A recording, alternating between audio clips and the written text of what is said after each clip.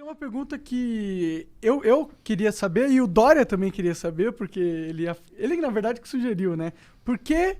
Mas eu também queria saber isso. Por que que não tem um trem que vai de São Paulo pro Rio, meu? Por que que não tem essa porra? É tipo, mano, é um trem, é fácil. A gente já inventou isso faz muito tempo, tá ligado? É fácil, mas é caro pra caramba. Mas ia ser muito bom, não ia ser muito bom? Aí, ó. O que acontece, né? A grande questão é a viabilidade financeira mesmo. Então, lá atrás, né, se ventilou muito a ideia de vamos fazer o trem-bala Rio-São Paulo. E o que não fez esse projeto prosperar? Uma incerteza muito grande do ponto de vista de engenharia, então tem uma questão topográfica para você vencer. O trem ele precisa se acomodar, né, a determinados raios de curvatura, volume, inclinações de rampa, enfim. Então, isso torna a obra muito cara. A gente está falando de uma obra que não se sabia exatamente quanto é que custava, mas na ordem ali de, sei lá, 40 bi, talvez até mais. Para isso funcionar, você precisa ter headways muito baixos, ou seja, a distância entre três muito pequena, e trabalhar sempre com ocupação máxima e com valores de tarifa altos. E aí você percebe o seguinte: hoje, a grande limitação para a gente ter trem de passageiro no Brasil é que a gente ainda não percebeu que não é tarifa que remunera o serviço que vai botar um projeto desse de pé. Por exemplo, a gente está fazendo muita concessão ferroviária. Retomamos o transporte ferroviário no Brasil. Pô, legal. E todo mundo me pergunta, que é um desejo do brasileiro. Essa sua dúvida é a dúvida do brasileiro geral. Todo mundo pergunta, pô, mas e o trem de passageiro? Eu quero andar de trem. Todo mundo tem esse desejo. Acho que o pessoal vai lá para fora, ou a turma mais antiga andou de trem de passageiro no Brasil. Todo país desenvolvido de verdade tem uma malha ferroviária incrível, né? Exato. Faz parte do desenvolvimento de um país. Se você pegar as nossas concessões, não tem vedação ao transporte passageiro. Ou seja, o concessionário poderia operar passageiro. Por que ele não opera? Porque eu vou suprimir capacidade da via, né? Vou subtrair alguns pares de trem-dia daquela via. E é uma operação que não vai gerar receita, né? Porque é muito melhor estar operando carga, dá muito mais dinheiro, né? Torna o negócio muito mais atrativo. Sempre quem governa a operação é a operação de passageiro, por causa da questão de segurança, etc. Existe então, um trem de carga que vai de São Paulo para o Rio? Existe. Ah, existe? Existe. Existe a linha da MRS que faz Rio de Janeiro e São Paulo. Entendi. Então, o que a gente precisa para dar esse passo na direção do trem de passageiros? Perceber que as operações, e uma coisa que o americano percebeu no século XIX, que as operações de passageiro vão ficar de pé a partir do momento que a gente aprender a explorar as receitas acessórias, que a gente conjugar operações de real estate, operações imobiliárias com a exploração da linha. Entendi. E esse passo pode ser dado a partir do momento que a gente aprovar ou mudar o nosso marco legal e trazer as autorizações para o nosso transporte ferroviário. O que é isso? Hoje, fazer ferrovia no Brasil é uma exclusividade do Estado, o que não faz o menor sentido, que é para nós. A gente já venceu essa barreira nos portos. Hoje, se um empreendedor quer tomar um risco de engenharia, quer fazer um terminal privado, ele vai lá, pede para fazer um investimento, ele demonstra que tem posse da área, que tem fruição da área, que tem condição de licenciar e financiar aquele investimento, ele vai lá e faz, toma o risco. A gente deu essa virada de chave em 93, com a nova lei dos portos, e em 2003 nós demos outra virada de chave importante, que foi, olha, o porto privado vai poder também operar carga de terceiro e não só carga própria. Foi um boom. O que acontece? Hoje, 2/3 da carga movimentada nos portos brasileiros é movimentada em terminais privados. Os terminais privados superaram muito os portos públicos. Que legal, isso é da hora. Isso é muito bacana. E aí, a mesma coisa, esse mesmo passo a gente tem que dar no transporte ferroviário. Por exemplo, se o cara quer tomar risco de engenharia e ele tem um plano de negócio, às vezes, bilionário, por que ele não pode fazer a ferrovia dele? Vou dar um exemplo. Nós temos papeleiras, indústrias de celulose no Mato Grosso do Sul, com investimentos de 15 bi, 10 bi. Por que o cara não pode usar 2,5 bi e recuperar a Malha Oeste e fazer o transporte dele de ferrovia para o Porto de Santos? Que a logística de celulose do Mato Grosso do Sul para Santos é de caminhão. Ou por que ele não pode fazer um ramal de Aparecida do Taboado, onde ela vai se conectar com a Malha Paulista até Três Lagoas? Isso assim, a gente está falando de um ramal de 1 bilhão e pouco. É porque ele não pode fazer, porque é exclusividade do Estado. É o marco legal que define isso. É o marco legal. Então a gente precisa romper isso. Existe alguma movimentação para mudar o marco legal? A gente está trabalhando para mudar esse marco legal. Como que é para trabalhar para mudar o marco legal? Como que a gente muda essa porra? Nós encaminhamos, né, e patrocinamos um projeto de lei no Congresso. Que ele ainda não andou, não está andando. Se ele não andar, a gente tem a opção também de uma medida provisória, que talvez seja uma questão de urgência agora, a gente promover investimento. Eu acho que uma das soluções para a pandemia é a gente jogar investimento, que o nosso desafio a partir de agora vai ser gerar emprego. Com certeza. Então, quanto mais investimento, mais emprego, e é uma forma de a gente dar esse passo. No século XIX, de 1854 a 1913, nós tivemos um boom ferroviário no Brasil, com ferrovias autorizadas, todas privadas. Por que elas se tornaram públicas? Porque elas quebraram na década de 30, com a crise de 29, a crise do café, e o governo foi lá e encampou essas ferrovias que tinham dívida com financiadores. Nos Estados Unidos, até hoje, as ferrovias são privadas. Então, as ferrovias são autorizadas. Por isso, lá eu tenho 7 grandes operadores ferroviários e eu tenho 600 operadores de short lines. Eles têm 270 mil quilômetros de ferrovia, contra 28 mil quilômetros que nós temos aqui. E estamos fazendo bastante. Assim, a gente já contratou 30 bi de investimento privado em ferrovia. A gente deve chegar até o final do ano que vem com 60 bi. É um impulso ferroviário sem precedente. A gente está plantando as sementinhas que vão fazer com que o transporte ferroviário chegue lá em 2035 com 35%, 36% de participação na matriz de transporte. Então a gente sai dos 20% de hoje para 35%, 36%. A gente vai chegar perto do que um país desenvolvido tem, que é em torno de 40%.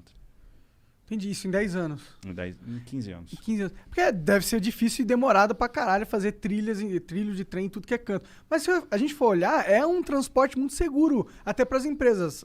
Em termos de passageiro é legal, mas as empresas sim, porque não tem como roubar um trem. Quer dizer, até tem, mas é muito mais difícil, né? Você roubar uma carga na rodovia. Exatamente. Assim, o transporte ferroviário, ele traz a regularidade do serviço.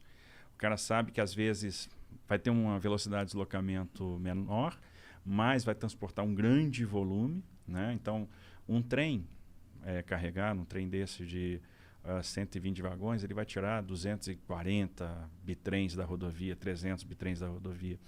Então, é muito mais carga, é muito mais barato e, no final das contas, tem uma regularidade, né? Muito mais seguro. Você sabe que vai sair naquela hora programada, vai chegar naquela hora programada. Não tem perrengue, né? Tanto, não tem perrengue. Então, assim, isso é muito atraente, né? Pro transportador, pro dono da carga, para trade, é muito bacana. Sim. O Biden lá nos Estados Unidos, eu sei que ele está com um projeto de investimento na infraestrutura de, sei lá, 12 trilhões de dólares, um negócio assim. Não é da infraestrutura só, tem vários pacotes. Acho que a infraestrutura são 2 trilhões de dólares, né? Muita grana, tá ligado? E isso parece ser inteligente, porque a infraestrutura lá tá meio acabada. Eles não faziam muitos anos que eles não reformavam e não investiam lá. Será que não era inteligente a gente dar um passo aqui no Brasil nesse sentido também?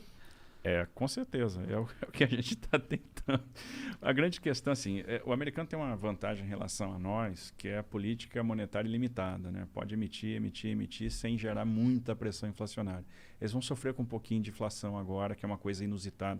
Se você pensasse em 2019, se algum país desenvolvido ia ter uma inflação acima de 1,5% ao ano, a resposta ia ser, não, impossível. E eles vão lá, sei lá, ter 2,5%, 3%, que é uma coisa, para o padrão americano, impensável. A gente aqui não tem esse mesmo fôlego. Então, nós temos duas coisas. Uma, eu tenho que ser responsável do ponto de vista fiscal para sinalizar para o investidor que eu tenho um compromisso com solvência.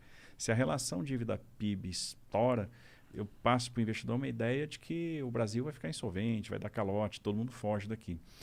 E a segunda coisa, eu tenho que trazer investimento privado. E aí é exatamente onde a gente está trabalhando. Vou fazer uma soma rápida aqui. A gente pensa assim nos trilhões lá de fora, fica com uma inveja danada. Eu confesso que eu fico também, tá? Fico doido para ver uns trilhões desses também. Mas vamos lá. A gente fez até agora 71 leilões de ativos de infraestrutura, né? Transferimos 71 ativos para iniciativa privada. Assinamos 96 contratos de adesão para terminais privados. Então, os leilões que nós fizemos, em torno de 75 bi de investimento contratado. Mais os arrendamentos portuários e os contratos de adesão, uns 12 bi de investimentos em portos. Agora, no segundo semestre, a gente começa uma temporada de grandes leilões. Vamos fazer de novo o leilão da rodovia Presidente Dutra, aí são 15 bi de investimento, 381 Minas, 262 Espírito Santo, são 7 bi de investimento. Aí nós vamos para... No início do ano que vem, a gente faz os 6 lotes de rodovias do Paraná, 44 bi de investimento. Tem Ferrogrão, são mais 12 bi de investimento. Porto de Santos, aí são 10 bi de investimentos. tem Porto do Espírito Santo, e aí mais os aeroportos da 7ª rodada. Então tem um monte de coisa. A gente vai chegar no final do ano que vem com 250 bilhões de investimento contratados em infraestrutura de transportes. Beleza. Aí vamos pegar óleo e gás. Tem nada que gere tanto investimento quanto a indústria do óleo e gás e com tanta capacidade de irradiação para outras indústrias. Que, por exemplo, quando a gente faz uma licitação, um leilão de petróleo, como a gente vai fazer no final do ano, CEP e Atapu são 2 campos grandes do excedente da seção onerosa, né, que deixaram de ser licitados há um tempo atrás, em 2019, quando a gente fez aquele grande leilão de 70 bi, a gente gera investimento na indústria da construção naval, a gente gera investimento em toda a cadeia offshore, então é um negócio bacana. O que a gente tem contratado hoje, talvez a gente esteja batendo aí quase beirando, tocando os 500 bilhões de reais de investimento. Pô, é um número expressivo. Expressivo. Aí vem saneamento básico. Aprovamos o marco legal do saneamento. Começamos a fazer os primeiros leilões de saneamento. O leilão da Casal lá em Alagoas, né, do sistema de coleta, distribuição, tratamento de água, coleta e tratamento de esgoto da região metropolitana de Maceió. Cariacica, aí veio o grande leilão, que foi o da SEDAI. 40 bilhões de reais de investimento e uma parcela da outorga que vai ser também investida em recuperação ambiental, recuperação da despoluição da Baía de Guanabara, recuperação das lagoas da Barra da Tijuca, recuperação da Bacia do Guandu, mais 10 bi de investimento. Quando a gente vai somando o potencial de saneamento, do óleo e gás, de transportes, a gente vai começar, mais do que vem em linha de transmissão, leilões de geração de energia, muito hoje focadas na eólica e na solar e tal, a gente fácil vai tocar um tri. E não vai parar por aí. Então, a gente vai chegar a 1 tri de reais, né? Não é de dólar, privado. Todo privado que é interessante, que nos blinda também dos soluços fiscais. E a gente acaba ficando numa situação que, olha, mantive a minha rigidez fiscal, né? Comuniquei isso bem para o investidor, estou gerando muito investimento. A gente vai ver o Brasil virando um canteiro de obras em 24, 25, 26, 27, que ali essa coisa toda que está sendo plantada agora vai estar bombando. Por quê? A gente faz um leilão, vai lá na bolsa, bate o martelo e tal, beleza. Quebra o martelo. Quebra o martelo. Só quando tá com raiva, mas às vezes é comum estar com raiva, né? Não deve ser uma vida fácil, né? Não, eu tava brincando aqui com ele dizendo o seguinte, jogar Pitfall. E aí a galera mais antiga aí que jogou Atari vai lembrar. Fazer infraestrutura no Brasil, tem que pular um jacaré, tá ligado? Fazer umas paradas sinistras. Você passa por cima do tronco bobo, pula na cabeça do jacaré, pega uns cipós. O negócio não é brincadeira não. Tem que ter resiliência, né? A gente é resiliente, é animado, tem fé, gosta da parada e tal. Então, quando você faz o leilão, você tem um tempo para assinar o contrato. Esse tempo leva uns 4 meses, que o cara tem que montar uma sociedade de propósito específico, né? Montar uma empresa, aportar garantia, tal, tem aquela burocracia toda, assinar um contrato. Aí ele entra numa fase onde ele vai fazer projeto de engenharia, ele vai licenciar aquele empreendimento, né, ambientalmente, e mais importante, ele vai obter funding, porque para fazer tanto investimento, ele vai atrás da operação de crédito. Em uma operação de crédito de grande porte, uma operação de crédito bilionário, uma emissão de debêntures, vai levar 8 meses, 1 ano e 2 meses. Então ele leva um tempo para estar com a grana. Então a gente não traz esse investimento logo para o início, porque sabe que vai, no final das contas, botar uma faca no pescoço do investidor. Então tem que dar um tempo para que isso transcorra naturalmente.